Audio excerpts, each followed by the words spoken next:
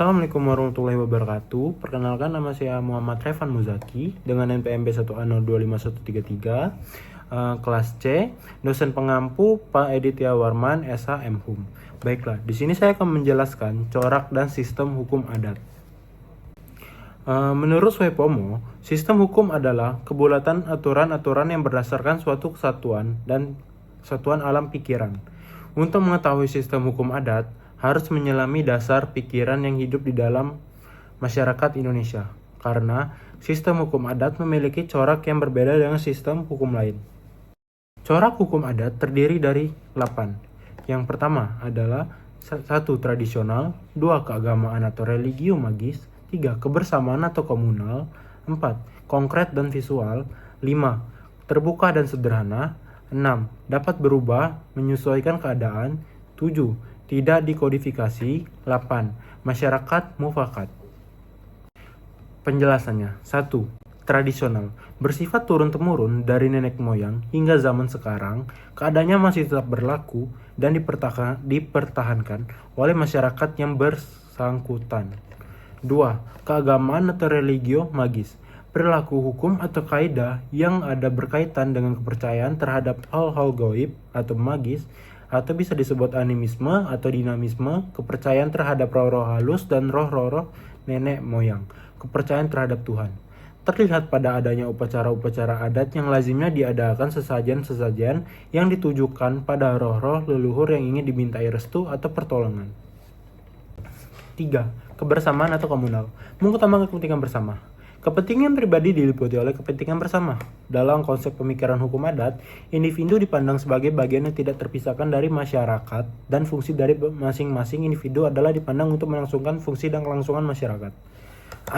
Corak kebersamaan ini dapat terlihat pada acara gugur gunung, semangat kekeluargaan, gotong royong, tolong menolong, serta pada pasal 33 ayat 1 Undang-Undang Dasar 1945.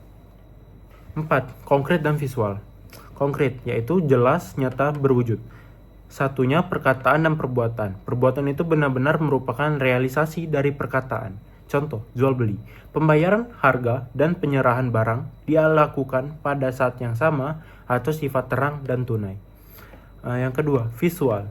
Dapat terlihat, tampak, terbuka, tidak tersembunyi. Pemberian tanda-tanda yang terlihat untuk bukti, penegasan atau peneguhan dari apa yang akan atau telah dilakukan. Contoh, panjer atau ping dan peningset.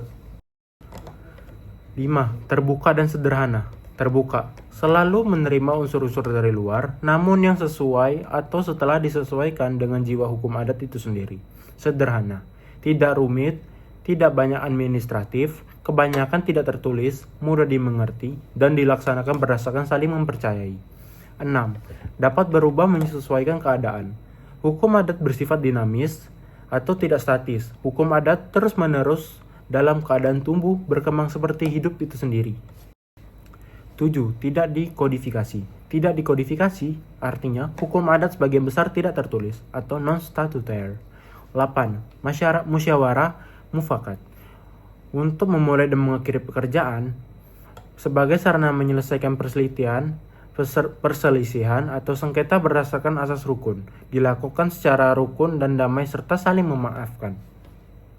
Selanjutnya ada sistem hukum barat atau civil law system. Yang pertama, ada statutory law.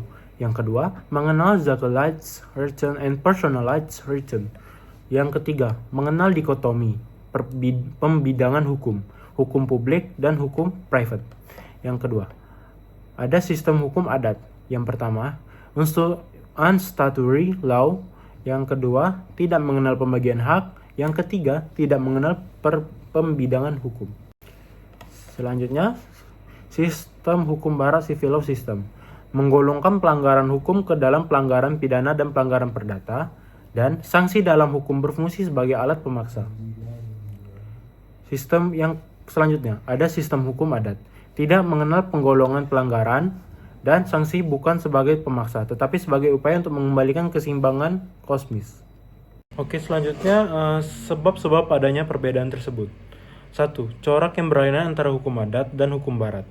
Kedua, pandangan hidup atau jiwa atau Fonsac Vigny Volksgeist yang berlainan di antara kedua sistem hukum di atas dunia barat liberalis rasionalitis. Dunia timur bersifat kosmis. Tidak ada perbedaan antara tata dunia lahir dan gaib. Dunia manusia berhubungan erat dengan segala hidup di alam ini yang saling bersangkut paut mempengaruhi. Selanjutnya ada hukum sebagai aspek kebudayaan atau Surjono Sukanto yang bisa teman-teman lihat yang berada di PPT ya, yang saya tampilkan. Yang pertama ada sumber kesusilaan atau perorangan. Selanjutnya ada cara usage. Dan di bawahnya ada sumber kesusilaan umum. Yang pertama adanya kebiasaan atau Volkswagen. Yang kedua tata kelakuan atau mores. Yang ketiga adat istiadat atau custom. Di bawah adat istiadat adanya hukum adat. Lalu di bawahnya lagi ada lembaga sosial. Lalu di bawah lembaga sosial ada penjiwaan. Yang akhirnya yang berada kepada budaya. Selanjutnya hukum adat merupakan penjelmaan struktur alam pikiran masyarakat yang merupakan bagian dari kebudayaan masyarakat tersebut. Hukum adat senantiasa tumbuh dari suatu kebutuhan yang nyata, cara hidup dan pandangan hidup yang seluruhnya merupakan kebudayaan tempat hukum itu berlaku. Hukum adat adalah aspek kebudayaan. Hal ini sesuai dengan ajaran von Saxony bahwa hukum mengikuti jiwa atau semangat rakyat atau Volksgeist dari masyarakat tempat hukum itu berlaku. Bahan bacaan 1. Hilman Hadikusuma, Pengantar Ilmu Hukum Adat 1992. 2. M. Kosno, Catatan tentang Hukum Adat Dewasa ini. 3. Hukum Adat sebagai suatu model hukum. 4. Suopomo, Bab-bab tentang Hukum Adat 1996. 5. Surjou Wingnot Ji Puero, Pengantar dan Asas-asas Hukum Adat 1979. 6. Suerjono Sukanto, Hukum Adat Indonesia 1981. Oke, sekian itu saja presentasi saya kali ini. Mohon maaf apabila ada salah kata. Terima kasih. Wassalamualaikum warahmatullahi wabarakatuh.